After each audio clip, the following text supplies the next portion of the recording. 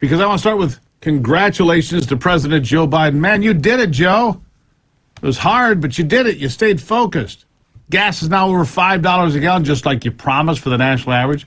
In fact, today the new all-time record high was set again. $5.02 across the nation is the average. Diesel at $5.77.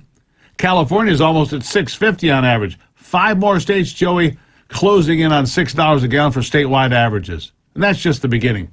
Man, when you keep a promise, Joe Biden, you keep a promise. Inflation is higher than it's been for more than a generation. The 8.6% year-over-year mark is the worst it's been since December of 1981, when the economy was trying to climb out of the failed policies of then-Democrat President Jimmy Carter. But unlike late 1981, the inflation rate, well, today it shows no signs of slowing down anytime soon, and we did have Ronald Reagan replacing Jimmy Carter. But instead, inflation appears to be picking up speed right now, as the socialist policies of the Biden White House are imploding and exploding on top of ordinary Americans and their families, people just like you. While wages are going up, all of those gains are being wiped out by skyrocketing prices just about everywhere you look. You've seen it. And the worst part is this. Helpless Joe Biden and his band of nitwits in the West Wing, they seem determined to keep the course. No matter who gets hurt or how badly, they don't care. And the Biden administration is not doing anything to stop it. Instead, they are remaining optimistic. Secretary Janet Yellen, for example, whose job it is to see inflation coming and then keep it under control, she failed miserably. And she's now saying that there's no reason to worry about a recession. I'm sorry, do you have credibility, Janet? Because for millions of Americans, a recession, newsflash, it's already here. And due to inflation shrinking their paychecks, they're struggling. Obama's Treasury Secretary, Larry Summers, has a different view, however.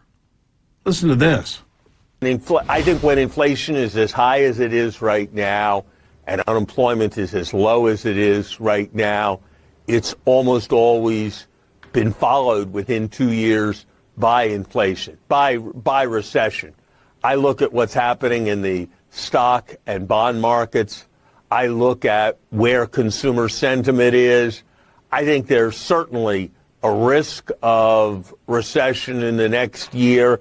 And I think given where we've gotten to, it's more likely than not that we'll have a recession within the next 2 years. That is something we can manage. We've had them for the whole history of the country. We need to be prepared and to respond quickly if and when it happens. But I think the optimists were wrong a year ago in saying we'd have no inflation, and I think they're wrong now in if anyone's highly confident that we're going to avoid recession. Man, I feel like we should get Dana Bash some tissues.